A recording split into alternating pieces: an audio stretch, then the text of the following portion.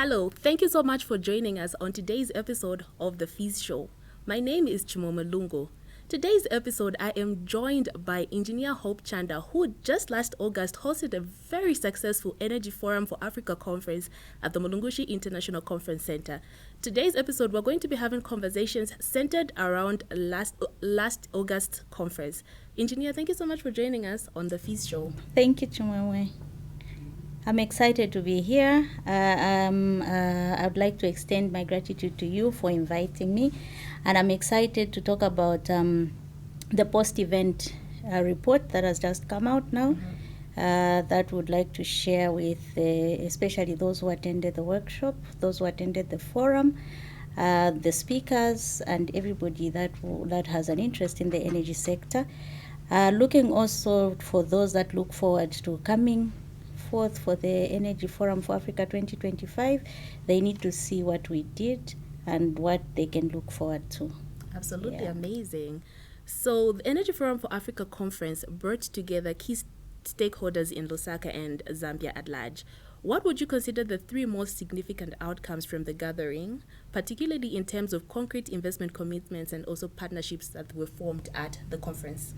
I think the key driver for our conference is to bring in together in one place all stakeholders, the policymakers, regulators, independent power producers, financiers, and everybody else that is concerned in terms of development of the energy sector. The theme of the conference was investment opportunities in the energy sector.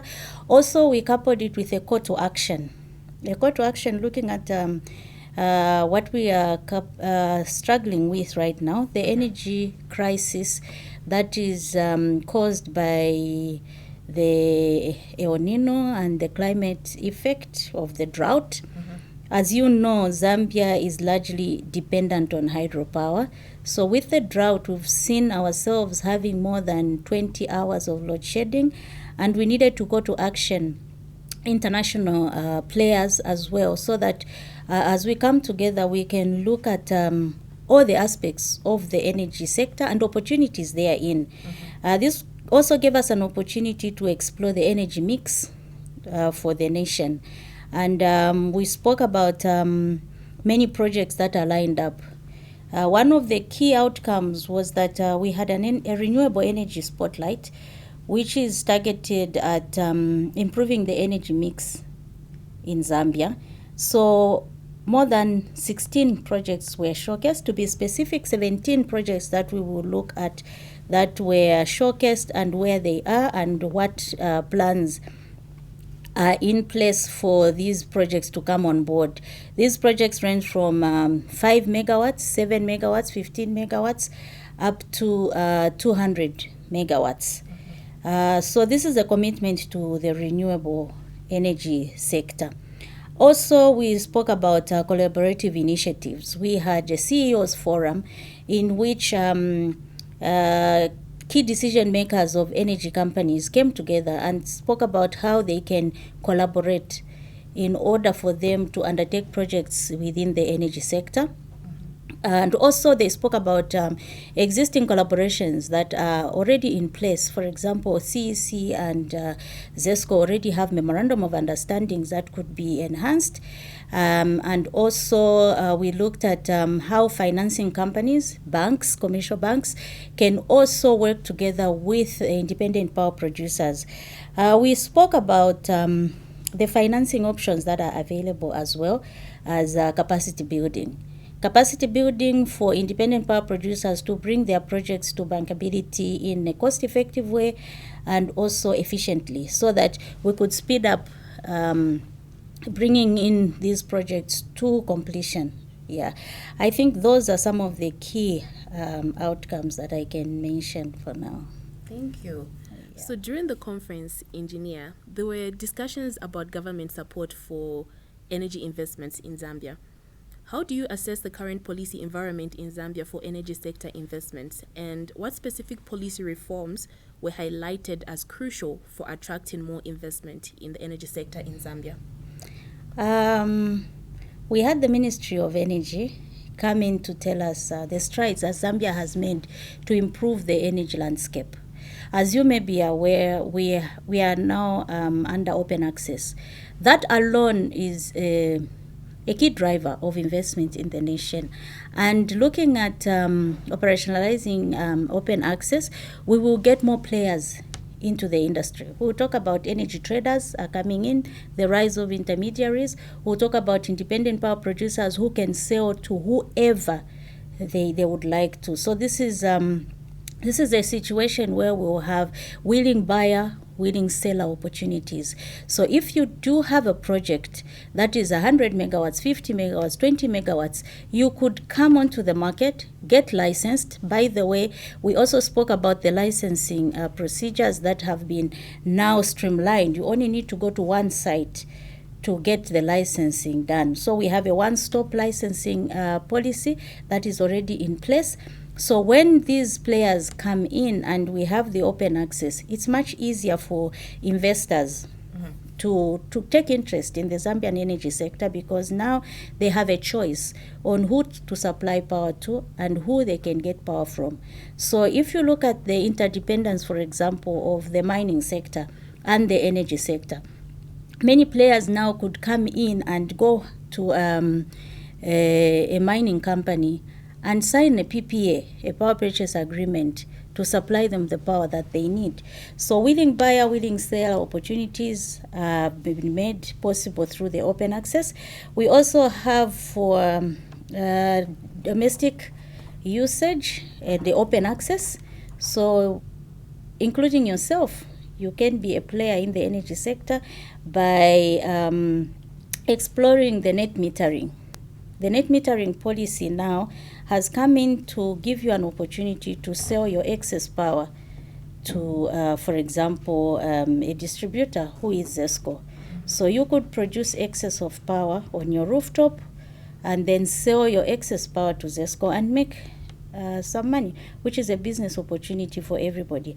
Another policy that is quite that we explored actually is the instruments that are already existing on the capital markets. We have the capital market master plan. So this is being done by, for example, the capital markets players, Lusaka Stock Exchange, Securities Exchange Commission, brokers, and everybody around that market to bring in instruments that could be used as investment opportunities for the energy sector. Amazing. So during the conference, Engineer, we saw a lot of participation from the private sector. Could you share specific examples of how private sector players are looking to participate in Zambia's energy sector development and what unique opportunities they identified during the conference? I think for me as a convener, what I looked at was that we had collaboration between, for example, Standard Bank, Standard Bank South Africa, and Stanbic Bank Zambia.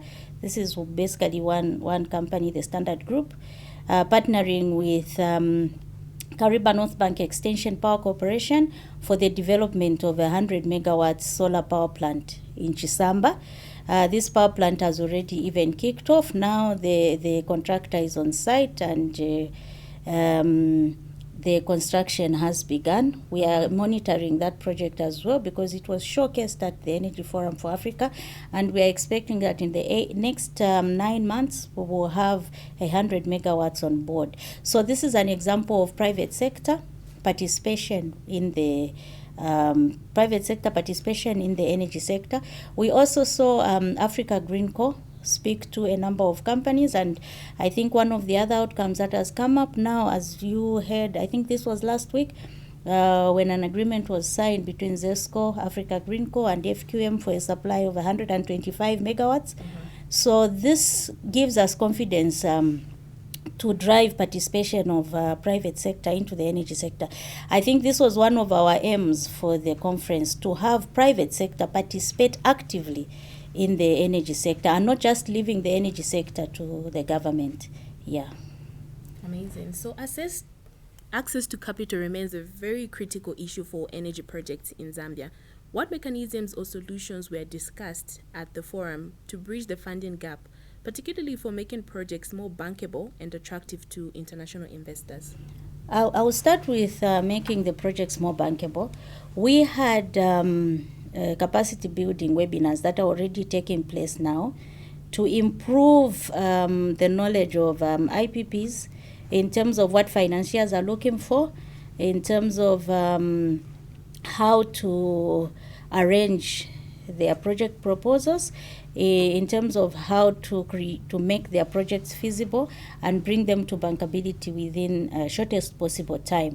So those webinars are already taking place. We had African capacity building, we had FIZ, and in collaboration with Africa Green Co. And those that are interested, you see we have, I think Financial Insights Zambia has also shown us a number of 2 so far webinars have been held. We are looking forward to the third one. That is one. Then we also have, we had capital market players that came on board to say, how can we mobilize finances locally for energy projects? We have all the instruments available. We have all the policies available within our capital markets. And so we want to utilize the capital markets and make sure that we can raise money through that. So we are working with Stockbrokers Zambia, the Lusaka Stock Exchange, to see that we can have instruments and products that will come on board where you and I can invest and we have these projects come on board. So exploring the capital markets is one of the key outcomes of our Energy Forum for Africa conference. Then we also looked at DFIs. We had the World Bank through IFC. We also had the African Development Bank come on board.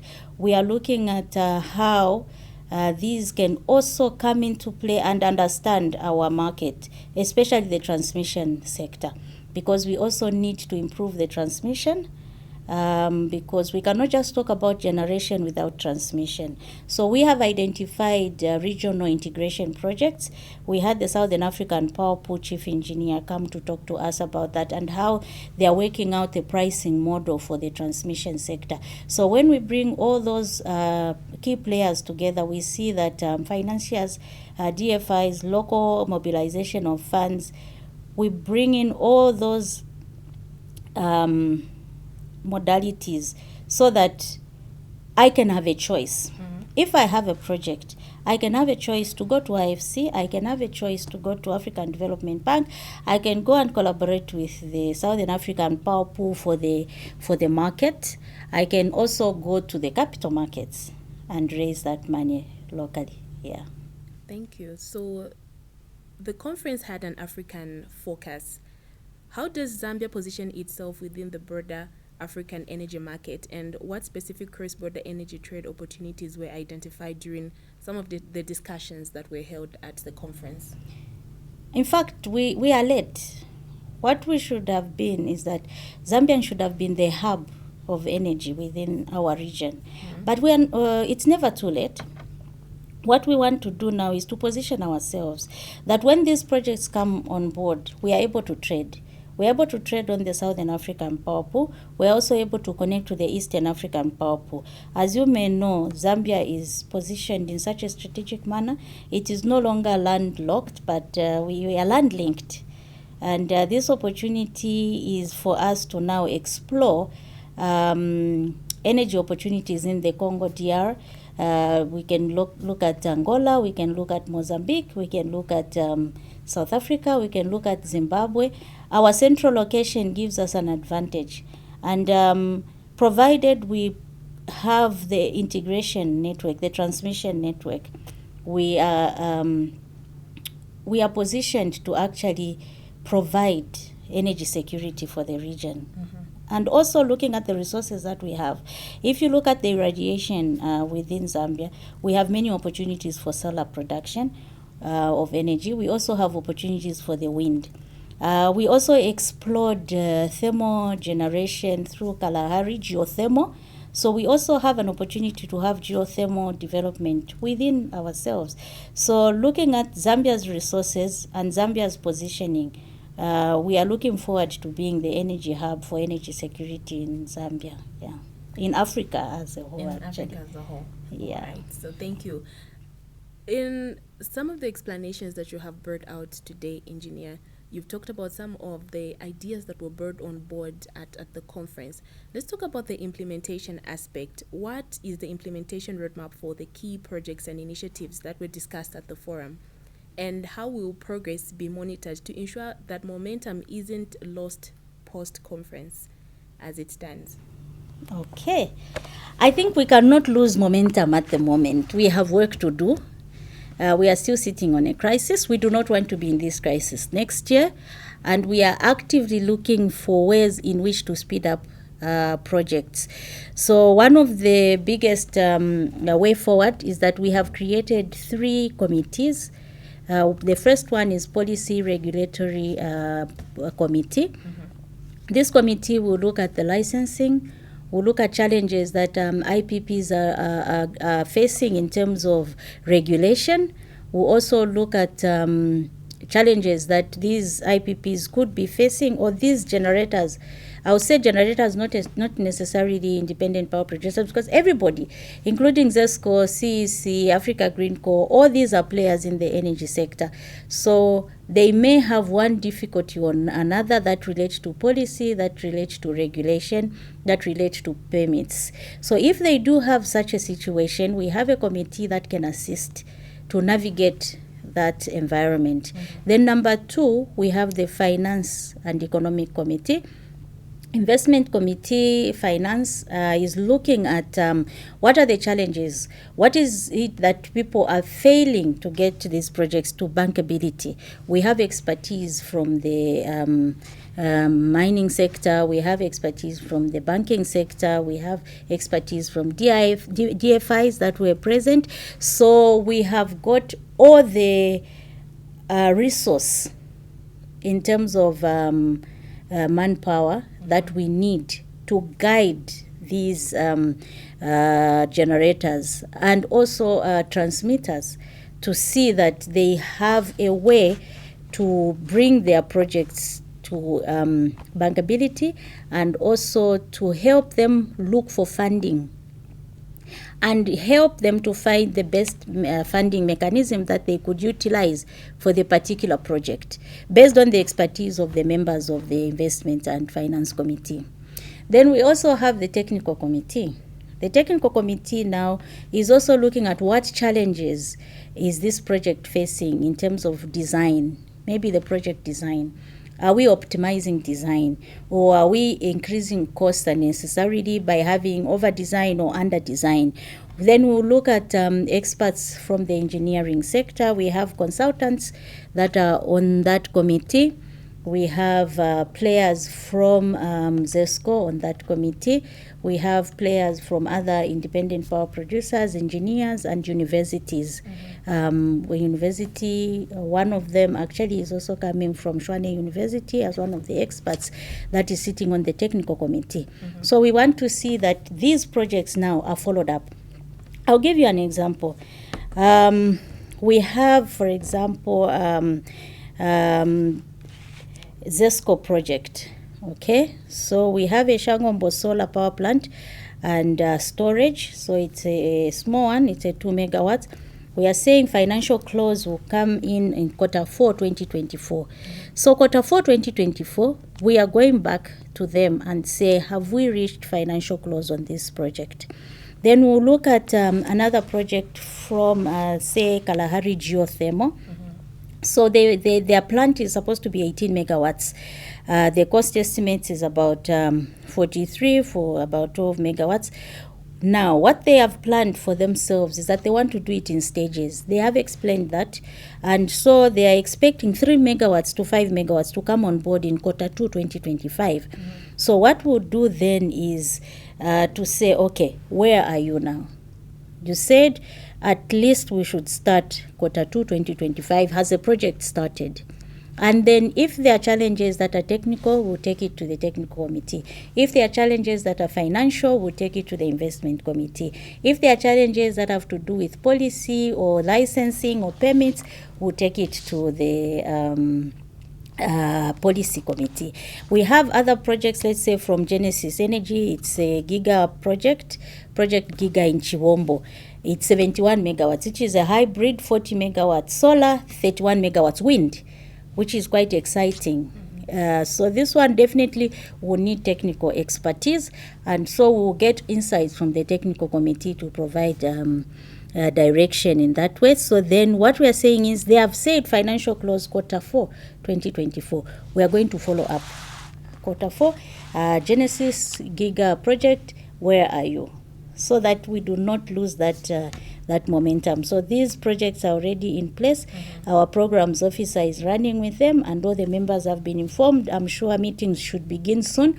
The only thing that we are remaining with is to find sponsors for these committees, and we are actively looking, and we have some coming up to see who can assist in sponsoring these committees. Yeah. Absolutely amazing. And congratulations on a successful Energy Forum for Africa 2024 conference. Let's look at 2025. Should we really be expecting another EFFA 2025 conference from Mimshach Engineering Solutions? And what would be your focus area when it comes to 2025? And also, do you already have a theme for next year's conference? We are definitely going to have EFA 2025, and we hope to see you there. Definitely. Yeah, because at the EFA 2025, remember we have these projects that we showcased to start. So at the EFA 2025, we're going to have the target 550 megawatts minimum solar by Q4 2025 coming back to show us what they have done so far. I think that's exciting. We'll have put in megawatts into the system. We also have ambitious new projects that are raising funds on the capital market as a pilot. We want to see those come in collaboration with Mimshach, stockbrokers, Zambia, Lusaka Stock Exchange, private and public interest. So we want to see those come in. I think that's a lot of exciting news. So our target is 1,000 megawatts cumulative by Q4 2026. So all the players that were there for EFA 2024, we're expecting to see them EFA 2025. We will continue with investment opportunities in the energy sector, this time with a bias to energy mix and also access to energy. We want to include rural electrification and mini grids. So come 2025, mini grids players, rural electrification players, we expect more of that to come on board. We also expect further participation from local banks. We saw very good participation from the financial sector, and we are expecting even much bigger participation from all the IPPs that are coming. So looking forward to that, we want to see that the workshops that we have planned will actually give value to those that would have come this year and those that are coming next year. So we will continue with the workshops. This time we might have to tweak it a bit slightly, so that we have those that need hands-on training, especially the middle management level, engineers, lawyers, and finance experts, to come in and understand how projects are packaged, especially energy projects. You know, energy projects can be complex. So that's why we have these workshops that are still coming back there. And then practically, we also want to see that more players then will bring in more spotlight new energy projects that will be spotlighted, so that as we put these on board 2025, we still have new projects coming in. Yeah.